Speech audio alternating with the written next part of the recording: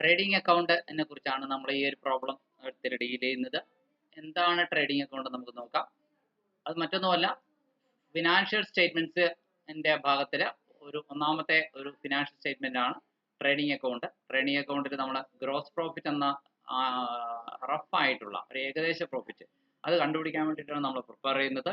Trading account പ്രൊഡക്ഷനുമായി നേരിട്ട് ബന്ധപ്പെട്ടുള്ള production മുൻപുള്ള ചെലവുകളാണ് ട്രേഡിംഗ് അക്കൗണ്ടിൽ വരുന്നത്. ട്രേഡിംഗ് അക്കൗണ്ട് ഒരു നോമിനൽ സ്വഭാവമുള്ള അക്കൗണ്ട് ആണ്. എന്താണ് നോമിനൽ സ്വഭാവം എന്ന് നിങ്ങൾക്കറിയാം. എക്സ്പെൻസസും ലോസസും ഒക്കെ ഉള്ള കാര്യങ്ങൾ ഇടതുവശത്ത് ഡെബിറ്റ് സൈഡിൽ വരും.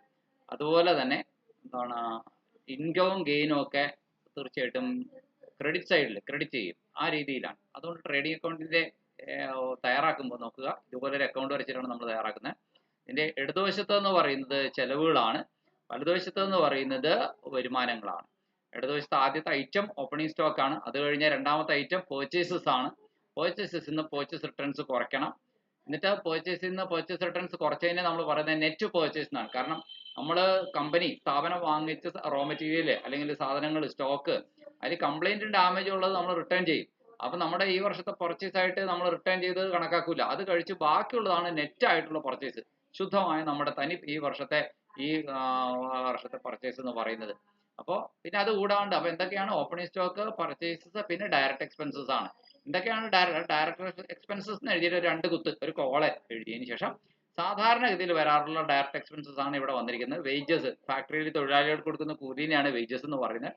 ഓഫീസിൽ കൊടുക്കുന്നതിന് വേജസ് എന്ന് പറയാറില്ല, അത് സാലറി എന്നാണ് പറയുന്നത്. അത് ട്രേഡിംഗ് അക്കൗണ്ടിലല്ല. ട്രേഡിംഗ് അക്കൗണ്ടിന്റെ കണ്ടിന്യൂഷൻ ആയിട്ട് നമ്മൾ ഉണ്ടാക്കാൻ നമ്മുടെ അക്കൗണ്ട്, അടുത്ത അക്കൗണ്ട് ഏതാണ്? Profit and loss account. ആ അക്കൗണ്ടിലാണ് തീർച്ചയായിട്ടും സാലറി ഒക്കെ വരുന്നത്. ഇവിടെ ട്രേഡിംഗ് അക്കൗണ്ടിൽ വേജസ്, ഫാക്ടറിയിലെ തൊഴിലാളികളുടെ കൂലി മാത്രമേ കാണിക്കുള്ളൂ. ക്യാരേജ് ഇൻവേർഡ് എന്ന് വെച്ച് കഴിഞ്ഞാൽ ഫാക്ടറിയിലേക്ക് സാധനങ്ങൾ കൊണ്ടുവന്നതിന്റെ വണ്ടിക്കൂലിയാണ് ക്യാരേജ് ഇൻവേർഡ് എന്ന് പറയുന്നത്, 2500 രൂപ. അപ്പോൾ ക്യാരേജ് ഔട്ട്വേർഡോ അത് ഇവിടെ വരില്ല, അത് പ്രോഫിറ്റ് ആൻഡ് ലോസ് അക്കൗണ്ടിലാണ് വരിക. കാരണം പ്രൊഡക്ഷൻ കഴിഞ്ഞിട്ട് വിൽക്കാൻ വേണ്ടി സാധനങ്ങൾ പുറത്തേക്ക് ലോറി കൊണ്ടുപോകുന്നതിന്റെ വണ്ടിക്കൂലി അത് ഇവിടെ വരില്ല. കാരണം പ്രൊഡക്ഷന് ശേഷമുള്ള കാര്യങ്ങൾ ഇവിടെ വരില്ല. പ്രൊഡക്ഷന് മുൻപുള്ള പ്രൊഡക്ഷനുമായിട്ട് നേരിട്ട് ബന്ധമുള്ള ചെലവുകൾ മാത്രമാണ് ട്രേഡിംഗ് അക്കൗണ്ടിൽ വരുന്നത്. ഫാക്ടറിയുമായി നേരിട്ട് ബന്ധമുള്ള ചെലവുകൾ, ഫാക്ടറിക്കകത്ത് വരുന്ന ചെലവുകൾ. പവർ ആൻഡ് ഫ്യൂവൽ, ഈ പവർ എന്ന വാക്ക് കേൾക്കുമ്പോൾ നമ്മൾ ഓർക്കുക ഇത് ഫാക്ടറിയുമായി ബന്ധപ്പെട്ട് ഫാക്ടറിയിലെ മോട്ടോർ കറങ്ങേണ്ട കറണ്ട് കാശാണ്.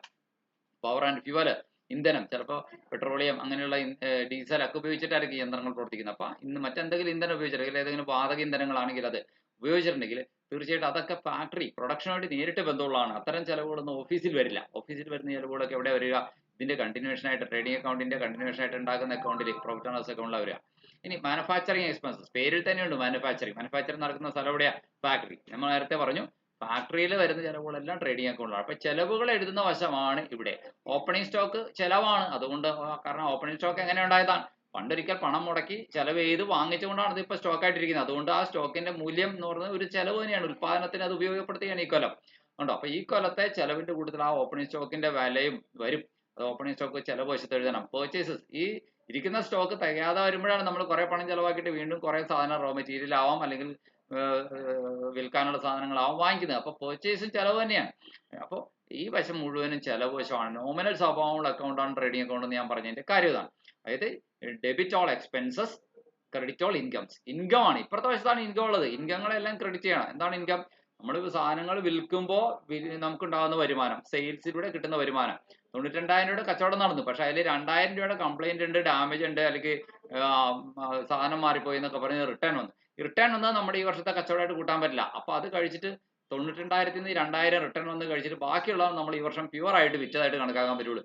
സെയിൽസിൽ നിന്ന് സെയിൽസ് റിട്ടേൺസ് കഴിച്ചിട്ടുള്ളതിന് നമ്മൾ പറയുന്നത് നെറ്റ് സെയിൽസ്, ശുദ്ധമായ സെയിൽസ്, തനി സെയിൽസ്. നെറ്റ് എന്ന് പറഞ്ഞാൽ അങ്ങനെയാണ് മനസ്സിലാക്കുക. അപ്പൊ ഇവിടെ ഈ 3 ഐറ്റമാണ് ആകെ ട്രേഡിംഗ് അക്കൗണ്ട്. ക്രെഡിറ്റ് സൈഡിൽ വളരെ കുറച്ച് ഐറ്റം ഉള്ളൂ, 3 ഐറ്റം വരാൻ സാധ്യതയുള്ളൂ സാധാരണഗതിയിൽ. സെയിൽസ് റിട്ടേൺസ്, പിന്നെ ക്ലോസിംഗ് സ്റ്റോക്ക്. ഇവിടെ സെയിൽസ് റിട്ടേൺസ് കഴിച്ചിട്ടുള്ള ബാക്കി എമൗണ്ട് എത്ര? 90,000. ക്ലോസിംഗ് സ്റ്റോക്ക് എത്ര? 15,000.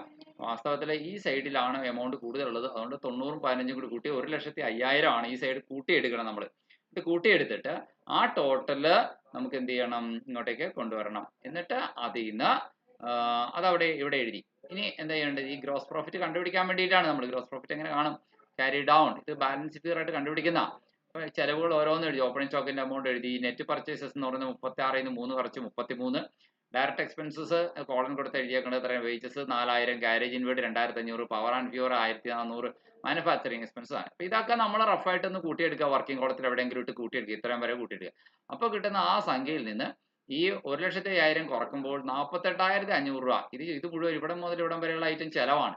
ഈ 1,50,000 വരുമാനമാണ്. അപ്പൊ വരുമാനത്തിൽ നിന്ന് ചെലവ് കഴിച്ച് ബാക്കി എന്നുള്ളതിനെ നമുക്ക് തൽക്കാലം ലാഭം എന്ന് വിളിക്കാം, ഗ്രോസ് പ്രോഫിറ്റ് ക്യാരി ഡൗൺ. ഇവിടെ ക്യാരി ഡൗൺ ചെയ്യുകയാണ് ചെയ്യുന്നത്. ഇത് ക്ലോസിംഗ് ബാലൻസ് ആണ്. ഈ എൻഡ് ഓഫ് ദി ഇയറിൽ കാണുന്ന ബാലൻസ് നമ്മൾ പറയുന്നത് ക്യാരി ഡൗൺ ബാലൻസ് ആണ്. ഇത് ഇവിടുന്ന് ക്യാരി ഡൗൺ ചെയ്താൽ ഇതിന്റെ തൊട്ട് താഴെ ഉണ്ടാക്കുന്ന അക്കൗണ്ടിലേക്ക് ട്രാൻസ്ഫർ ചെയ്യാനുള്ളതാണ്. അതാണ് അതിന്റെ തൊട്ട് താഴെ ഉണ്ടാകുന്ന account profit and loss account. അപ്പോൾ അതുകൊണ്ട് സൈഡ് മാറും അവിടെ ബ്രോഡ് ഡൗൺ ചെയ്യുമ്പോഴേക്കും. അവിടെ ഓപ്പണിംഗ് ബാലൻസ് ആയിട്ട് ഈ 48,500 ഇവിടെ എടുത്ത് എഴുതും.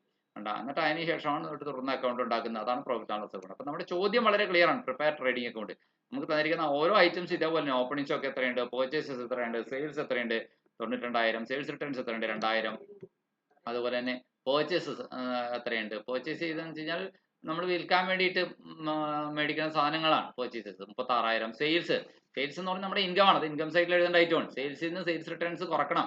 92,000 2,000 കുറച്ച് ബാക്കിയുള്ള നെറ്റ് സെയിൽസ് ആയിട്ട് ഔട്ടർ കോളത്തിൽ കാണിക്കണം. പർച്ചേസിൽ നിന്ന് 36,000 ഈ പർച്ചേസ് റിട്ടേൺസ് 3,000 കുറക്കണം. എന്നിട്ടാണ് അത് ഇന്നർ കോളത്തിൽ കുറച്ചിട്ട് ബാക്കി 36,000 3 കുറക്കുന്നതായിട്ട് ഇന്നർ കോളത്തിൽ കാണിക്കണം.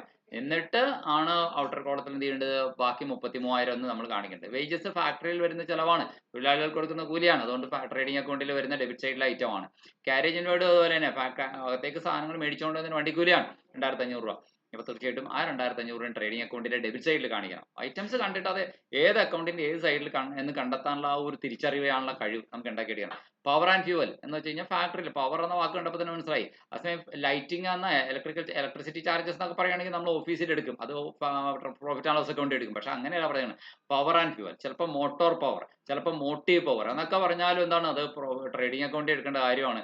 അത് ഫാക്ടറിയിലെ കറണ്ട് കാശിന്റെ കാര്യം പറയണമെന്ന് മനസ്സിലാക്കാം. മാനുഫാക്ചറിങ് എക്സ്പെൻസസ്, ചിലപ്പോൾ ഫാക്ടറി റെന്റ് വരാം. അതൊക്കെ അപ്പോൾ കാണുമ്പോൾ തന്നെ നമുക്കറിയാം.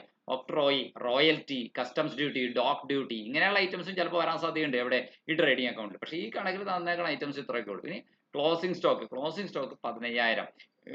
അത് തീർച്ചയായിട്ടും എവിടെ എടുക്കണം, നമ്മൾ ട്രേഡിംഗ് അക്കൗണ്ട് വലതുവശത്ത് കാണിക്കണം, ഇൻകം സൈഡിൽ കാണിക്കണം. ക്ലോസിംഗ് സ്റ്റോക്ക് എപ്പോഴും ഇവിടെയാണ് എടുക്കണം. അപ്പം ഇൻകം സൈഡിൽ ആകെ 3 ഐറ്റം ഉള്ളൂ. എന്താണ്, സെയിൽസിൽ നിന്ന് സെയിൽസ് റിട്ടേൺസ് വരുന്നത് കുറക്കാണ്ടെങ്കിൽ അത് കഴിച്ച് ബാക്കി ഇവിടെ എഴുതുക, ക്ലോസിംഗ് സ്റ്റോക്ക് തീർന്നു. ഇവിടെയാണ് കൂടുതൽ ഐറ്റംസ്, ചെലവുകളാണ് കൂടുതൽ ഐറ്റംസ് വരാൻ സാധ്യതയുള്ളത്. പക്ഷെ ലാഭം ഉണ്ടാകണമെങ്കിൽ തീർച്ചയായിട്ടും നമുക്കറിയാം ഇൻകം സൈഡിൽ എമൗണ്ട് കൂടുതലായിരിക്കാം. 90ഉം 15ഉം കൂടുമ്പോൾ 1,50,000. ഇവിടെ സംഖ്യകളൊക്കെ കുറെ അധികം ഉണ്ടെങ്കിലും ചെറിയ ചെറിയ സംഖ്യകളാണ്, 4,000 2,000 അങ്ങനെയുള്ള ചെറിയ ചെറിയ സംഖ്യകൾ. അതൊക്കെ കൂടി കൂട്ടുമ്പോൾ അത്ര വളരെ കുറവാണ്. 1,00,000 ഏതാണ്ട് 50,000 വരുന്നുള്ളൂ, അല്ലെങ്കിൽ 55 അങ്ങനെയൊക്കെ വരുന്നുള്ളൂ. അപ്പം അതിൽ നിന്ന് ഈ 1,50,000 നിന്ന് ഇവിടെ തന്നെ ചിലവുകളെല്ലാം കുറച്ച് കഴിഞ്ഞ് ബാക്കിയുള്ള 48,500 ഗ്രോസ് പ്രോഫിറ്റ് നമ്മൾ പറയുന്നത്. ഓക്കെ, ഇതാണ് ഒരു ട്രേഡിംഗ് അക്കൗണ്ട് ചെയ്യേണ്ട രീതി. ഐറ്റംസ് ഒരിക്കൽ കൂടി ഞാനൊന്ന് ഓർമ്മപ്പെടുത്തുകയാണ്. ക്വസ്റ്റ്യൻ ഇങ്ങനെയായിരിക്കും: prepare trading and profit following related to the books of sole trader. ഒരു ഏകാംഗ വ്യാപാരിയുടെ ട്രേഡിംഗ് അക്കൗണ്ട് ഉണ്ടാക്കാനാണ് പറയുന്നത്. 31 ഡിസംബർ 2024 അല്ലെങ്കിൽ ഏതെങ്കിലും ഒരു വർഷം. ഇതോടെ ഓപ്പണിംഗ് സ്റ്റോക്ക് എത്രയാണ്? 14,000. ഓപ്പണിംഗ് സ്റ്റോക്ക് ആദ്യത്തെ ആയിട്ട് എഴുതുക. പർച്ചേസ് എത്രയാണ്? 36,000. തൊട്ട് താഴെ ചെലവ് വശത്ത് ഡെബിറ്റ് സൈഡിൽ എഴുതുക. എന്നിട്ട് പർച്ചേസ് ചെയ്യുന്ന തൊട്ട് താഴെ എന്ത് എഴുതണം? പർച്ചേസ് റിട്ടേൺസ് ഇവിടെ താഴെ കിടക്കണം 3,000. അത് കുറക്കണമായിട്ട് ഇന്നർ കോളത്തിൽ തന്നെ കാണിക്കണം. എന്നിട്ട് 36 - 3,000 33,000 എന്ന് ഔട്ടർ കോളത്തേക്ക് എടുത്തെഴുതണം. സെയിൽസ് 92,000. എവിടെ എഴുതണം? വരുമാനമാണ്. സെയിൽസ് വിൽക്കുമ്പോൾ നമുക്ക് ഇൻകം ഉണ്ടാവുകയെന്ന്. സെയിൽസിൽ നിന്ന് സെയിൽസ് റിട്ടേൺസ് കുറയുന്നതായിട്ട് 92 - 2,000 കുറയുന്നതായിട്ട് ഇന്നർ കോളത്തിൽ കാണിച്ചിട്ട് ബാക്കി 90,000 ആണ് ഔട്ടർ കോളത്തിൽ കാണിക്കേണ്ടത്. അതാണ് ക്രെഡിറ്റ് സൈഡിൽ. പിന്നെ വേജസ്, ഫാക്ടറിയിൽ കൊടുക്കുന്ന കൂലിയാണ് വേജസ്. 4,000 ചിലവാണ്, ട്രേഡിംഗ് അക്കൗണ്ടിലെ ചിലവാണ്, ഡെബിറ്റ് സൈഡാണ്. കാരേജ് ഇൻവേർഡ്, അകത്തേക്ക് സാധനങ്ങൾ റോ മെറ്റീരിയൽ ആവാം മറ്റെന്തെങ്കിലുമൊക്കെ ഫാക്ടറിക്കകത്തേക്ക് വാങ്ങിക്കൊണ്ടതിന്റെ വണ്ടിക്കൂലിയാണ്. Carriage inward 2,500. Power and fuel 1,400. Manufacturing expenses 1,600. Manufacturing expenses ഒക്കെ ട്രേഡിംഗ് അക്കൗണ്ടിലെ സ്ഥിര ഐറ്റംസ് ആണ്. പിന്നെ ക്ലോസിംഗ് സ്റ്റോക്ക് അത് അപ്പുറത്തെ വശത്താണ്, ഇൻകം സൈഡിൽ കാണിക്കണം, 15,000. ക്ലിയർ ആണ്? ഇത് മനസ്സിലാക്കിയാൽ ഇനി അടുത്തത് നമ്മൾ ഒരു പ്രോഫിറ്റ് ആൻഡ് ലോസ് അക്കൗണ്ടാണ് നമ്മൾ അടുത്ത വീഡിയോയിൽ കാണിക്കുന്നത്.